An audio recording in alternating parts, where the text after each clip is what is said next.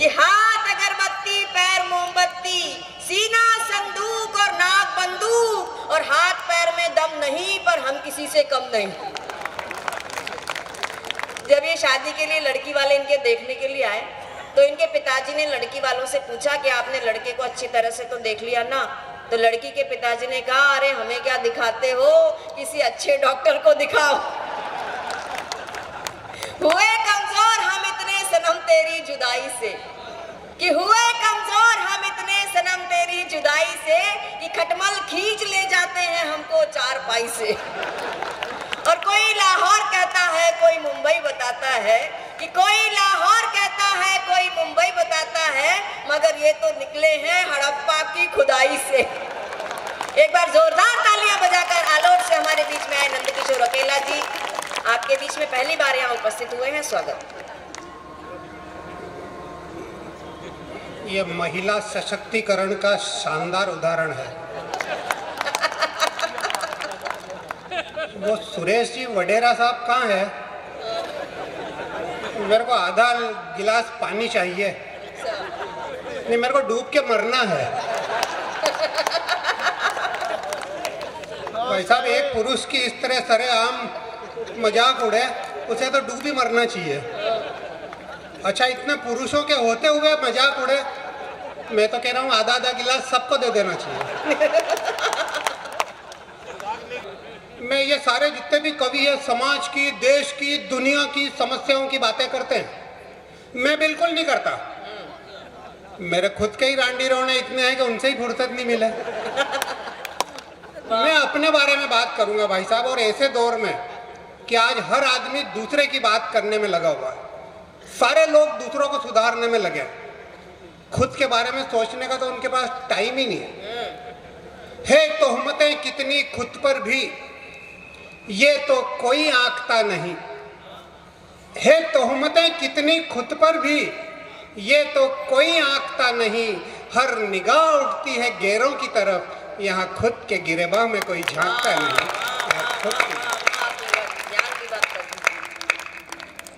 मैं अपने बारे में बात करूंगा, और एक निवेदन आपसे कर दूं कि जब तक मैं माइक पे खड़ा रहूं, आप बिल्कुल हंसते रहें, खिलखिलाते रहें, मुस्कुराते रहें, मस्ती के मूड में रहो। मस्ती का मौसम है, आप भी बिल्कुल मस्ती के मूड में रहो। क्यों? कि सूमड़े चेहरे मेरे को बर्दाश्त नहीं। सूमड़े चेहरे नहीं, मेरे आंखों के सामने तो सूमड़ा चेहरा होना ही नहीं। और इसीलिए भाई साहब, मैं कभी आईने में नहीं देखता। ये बहुत अच्छा करते हैं भाई, वाह वाह, कमाल। मुझे बर्दाश्त ही नहीं, क्या स्वीकार होती है। और देखो आज मेरी किस्मत, मेरे सामने इतने सारे हंसते खिलखिलाते चेहरे हैं, बहुत बढ़िया, बहुत अच्छा। और आपके सामने तो मैं हूँ। पर मैं जब तक हूँ, आप बिल्कुल मस्ती के मूड में रहो। और मेरी तो किस्मत देखो भाई साहब, जहाँ भी जाता हूँ ना, मेरे को देख के लोग बहुत खुश होते हैं, बहुत खुश होते हैं। महिलाएं तो मेरे को देख के बहुत ज्यादा खुश होती है। अच्छा। हाँ, मुझे देख के वो अपने आप को बहुत सौभाग्यशाली समझती है। भगवान का लाख लाख धन्यवाद करने लगती है कि वारे प्रभु, तेरी कितनी कृपा हुई हम पे, जो ऐसा पति तुमने हमको नहीं दिया। बहुत बढ़िया। हाँ, कैसे जिंदगी कटती। मुझे देखने के बाद उनका अपने पति के प्रति प्रेम बढ़ जाता है। वो सोचने लगती है कि है तो अपने वाला भी रद्दी, पर इससे तो अच्छा ही है।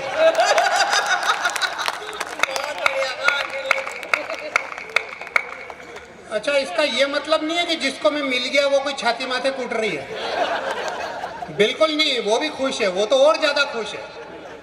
मेरी पत्नी भाई साहब मेरे से इतनी ज्यादा खुश है कि किसी की भी नहीं होगी। वो इसलिए खुश है क्योंकि मेरा 25 लाख का बीमा है।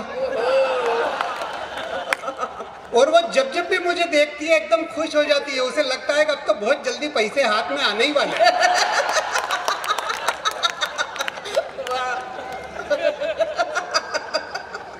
तो मेरा कहने का मतलब ये है कि सुख और दुख परिस्थितियों में नहीं होते हैं, आदमी की सोच में निर्भर। सही बात है, सही बात। आदमी का सोच सकारात्मक होगा तो हर परिस्थिति में वो खुश रहेगा, और अगर उसका सोच ही नकारात्मक है तो उसे तो हर परिस्थिति में दुख नजर आएगा।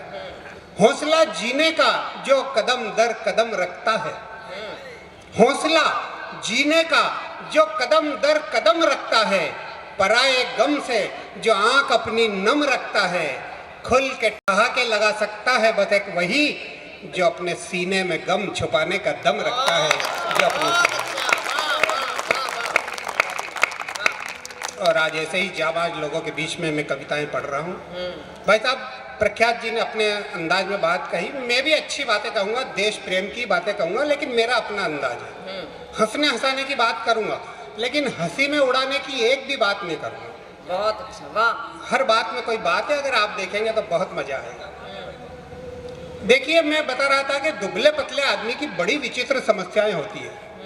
अभी कीर्ति जी ने इतना मेरा मजाक उड़ाया, हड़प्पा की खुदाई से निकले ना वो, मतलब जैसे कोई वो हड़प्पा की खुदाई मुझे ढूंढने के लिए ही हुई थी। प्रशंसा की मैंने आपकी। तो दुबले पतले आदमी की यही परेशानी है, सब जगह लोग मजाक उड़ाते हैं, और दुबले पतले आदमी को बहुत सोच समझ के चलना पड़ता है। देखिए मेरी परेशानी कैसी है, घर से जब भी बाहर निकलता हूँ, पत्नी 2-3 रुपए की चिल्लर मेरी जेब में डाल देती है और मुझे हिदायत देती है, पड़े रहने देना, खर्च मत करना, घर से बाहर जा रहे हो, कहीं तेज हवा चले, आंधी चले, मुसीबत में पड़ोगे नहीं, जेब में थोड़ा वजन रहेगा तो उड़ोगे नहीं।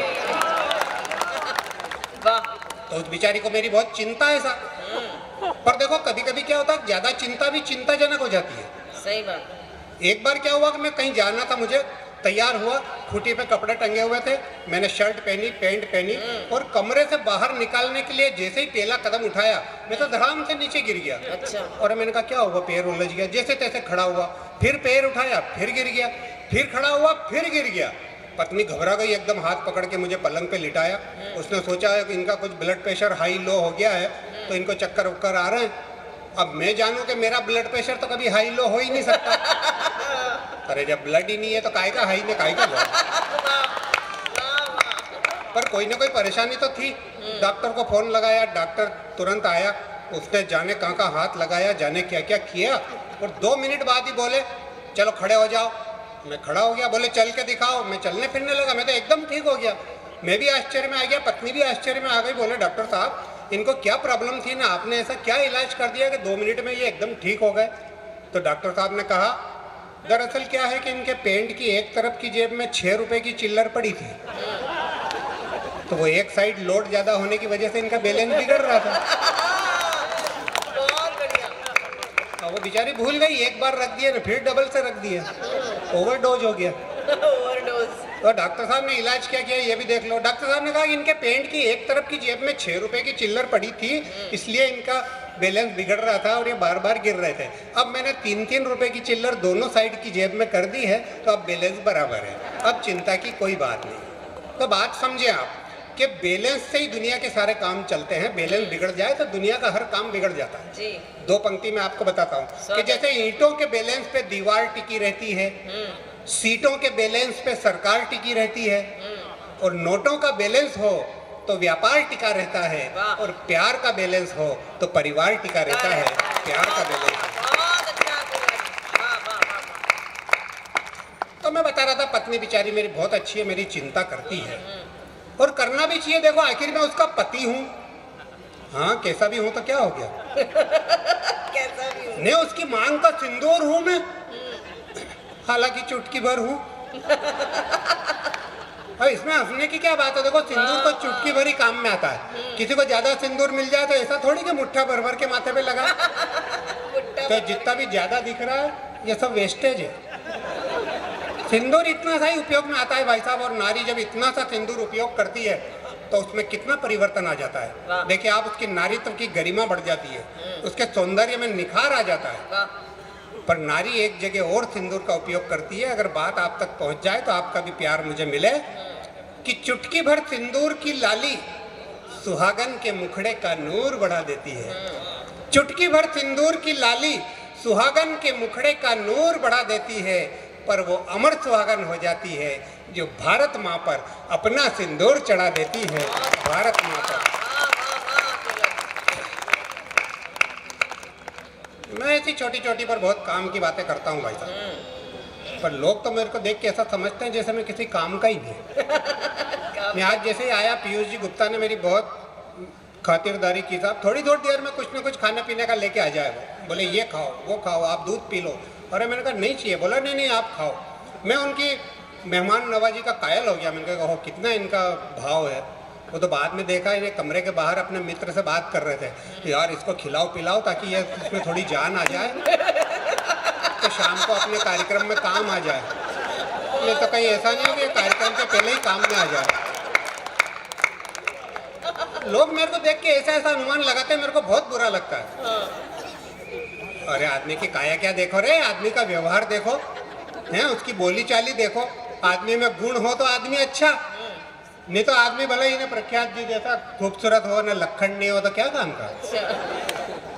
मैं इनके बारे में नहीं कह रहा हूँ, मैं कह रहा हूँ ऐसा किसी की बॉडी हो और गुण नहीं हो तो क्या फायदा भाई साहब। पर लोग तो सब ढांचा देख के ही अनुमान लगाते हैं। मैं आपको बताऊँ, पहले जवानी में मैं कहीं भी जाता था तो लड़कियां मेरे को बहुत घूर घूर के देखती थी। अच्छा। तो मैं क्या समझता था कि मैं बहुत हैंडसम हूँ। वो तो बहुत दिनों बाद पता चला कि जहाँ भी जाता था लड़कियां तो मेरी मजाक उड़ाती थी, आपस में कहती थी अरे देख देख कैसा लड़का जा रहा है सूखे गन्ने जैसा। तो ये जो मेरी काया देख के मेरी मजाक उड़ाते हैं, उनके लिए दो पंक्ति कहता हूँ भाई साहब। स्वागत। तो ऊपर ऊपर से क्या देखते हो रे? हाँ, मेरे को गुस्सा आता है, फिर मैं ऐसे ही बकता हूँ। और तो क्या कर सकता हूँ। हाँ, ये सही है। क्या ऊपर ऊपर से क्या देखते हो रे? कोई दिल परख कर तो देखो, सूखे गन्ने में भी रस मीठा है, कोई चक्कर तो देखो।